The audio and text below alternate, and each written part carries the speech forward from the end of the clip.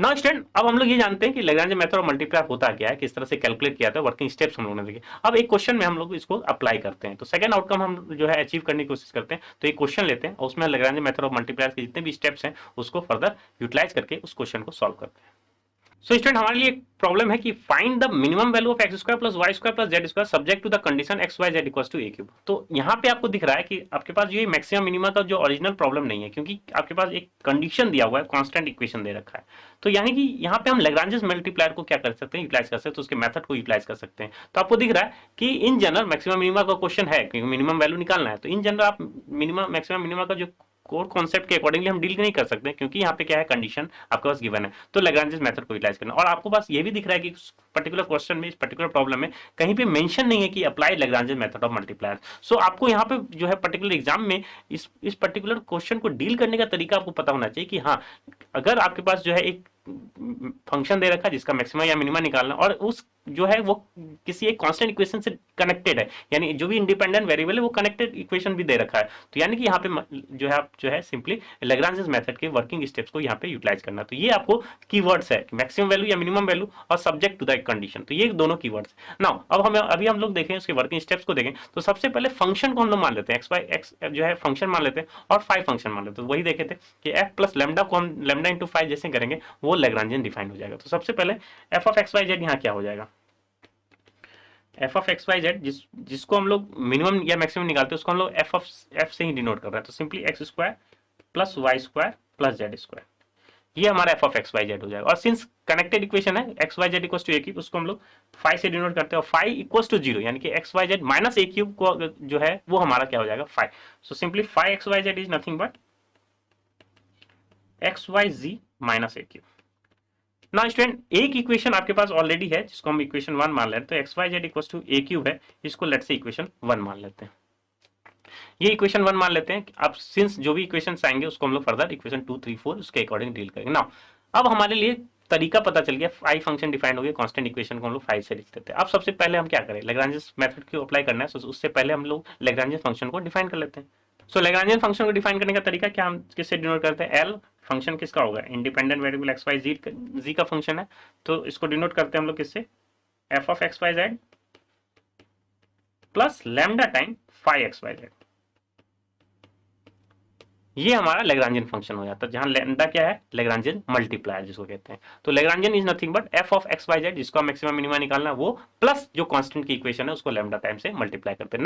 Now we have जो है defined Lagrangian function. Now the working procedure for the Lagrangian method of multiply, we have to differentiate, partially differentiate with respect to x, then with respect to y, and then with respect to z, and keeping that equals to 0, and then we have another set of equation, and again we have to just substitute or simplify approach, then we have to find x y z and the value of lambda. So overall now we have the Lagrangian function. So now just put the value of f of x y z and phi of x y z. So overall we have L is nothing but, so simply this is x square plus y square plus z square and plus lambda time x y z minus a cube. Now you have to differentiate partially with respect to x.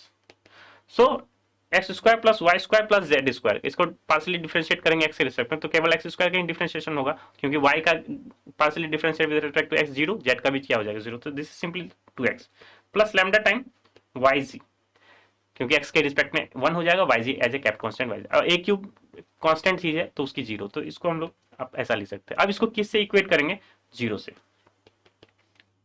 तो now this is our equation 2। तो equation 1 है, equation 2 है। Simply we have to find del L by del Y and cap equate with the 0 and del L by del Z equate with the 0. So overall what we have del L by del Y simply, so this is nothing but 2y, आपको दिख रहा है y square का differentiation 2y, और फिर यहाँ पे plus lambda xz, and we have to take equate to 0, and this is our equation number 3. Again we have to find del L by del Z. So we have to del L by del Z, you have to find del L by del Z, that means we have to differentiate partially with respect to z. So z square, partial differentiation of z square is nothing but 2z plus lambda times xy equals to 0. Now this is our equation number 4. So overall we have 4 unknowns, so x, y, z and lambda, 4 unknowns, and we have 4 set of equation. So we have to find by observation, by substitution or whatever, we have to find x, y, z and lambda.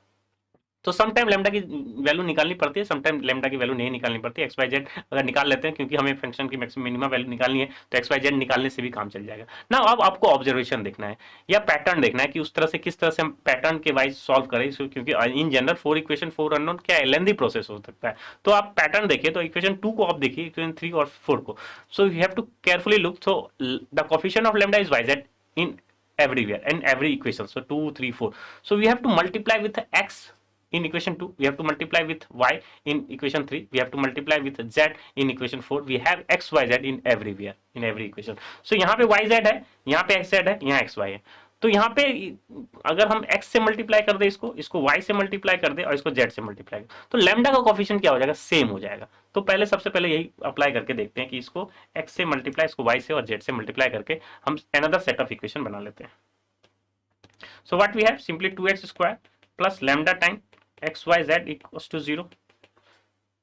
Similarly 2y square plus lambda time xyz equals to 0 and 2z square plus lambda time xyz equals to 0.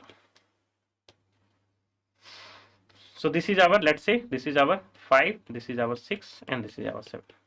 ना student, अगर 5 और 6 और 7 को closely देखें तो x की value y की value z के इक्वेट है, क्योंकि x इक्वल्स टू y और y इक्वल्स टू z की देखें, अगर पुट करें तो सब्स्टिट्यूट करें तो सारी वैल्यूज को सेटिस्फाई कर जाएगी। और अगर सिंप्लीफाई करने का तरीका भी देखें तो इक्वेशन 5 और 6 को जैसे सब्ट्रैक्ट करेंगे तो हमें x और y में रिलेशन मिल जाएगा, और 6 और 7 को जैसे सब्ट्रैक्ट करेंगे y और z में रिलेशन मिल जाएगा। वो वही रिलेशन होगा x equals to y equals to z, क्योंकि अगर आप 5 6 7 को क्लोजली देखें तो x जहां है 5 में, वहां इक्वेशन 6 में y के पोजीशन ले रहा है, तो यानी x इक्वल्स टू y है। यानी y अगर सब्स्टिट्यूट कर दे इस इक्वेशन में, वो भी सेटिस्फाई करेगा इस इक्वेशन को, और इस इक्वेशन को x अगर रख दें तो वो भी सेटिस्फाई कर देगा। लेफ्ट हैंड साइड में x रखेंगे तो राइट हैंड साइड में वो 0 मिल जाएगा, क्योंकि ओवरऑल इक्वेशन नंबर 5 जो है वो दिया हुआ है 2x square plus lambda time x y z equals to 0। तो ओवरऑल यहाँ से ऑब्जर्वेशन से ही भी आप direct x equals to y equals to z लिख सकते हैं। लेकिन अगर 5 और 6 को सब्ट्रैक्ट कर भी दें तो क्या मिलेगा हमको, 2x square minus 2y square और plus lambda x Y z minus lambda x Y z which is cancel out हो। तो ओवरऑल हमें ये इक्वेशन मिलेगा। क्या किया हमने, इक्वेशन 5 माइनस इक्वेशन 6। सो यहां से आपको दिख रहा है x square equals to y square. So क्योंकि सारी वैल्यू हम लेंथ में ही अकॉर्डिंगली डील कर रहे हैं, तो हम पॉजिटिव ही सेंस से डील कर रहे हैं, तो एक्स की वैल्यू सिंपली क्या होगी, वाई।